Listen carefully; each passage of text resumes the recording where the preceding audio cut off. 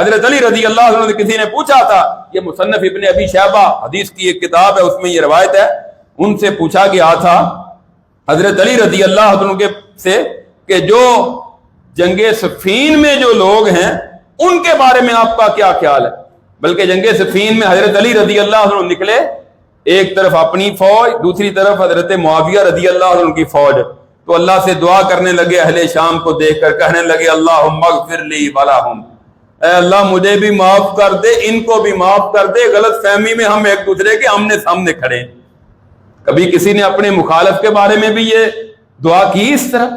اللہم اغفر لی ولہم؟ اور پھر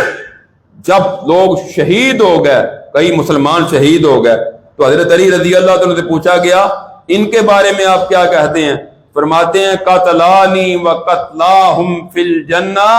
اور جو ہمارے مقتول ہیں، جو معاویہ کے ساتھ آئے ہیں، جو ان کے مقتول ہیں، یہ سارے جنت میں ہی جانے والے۔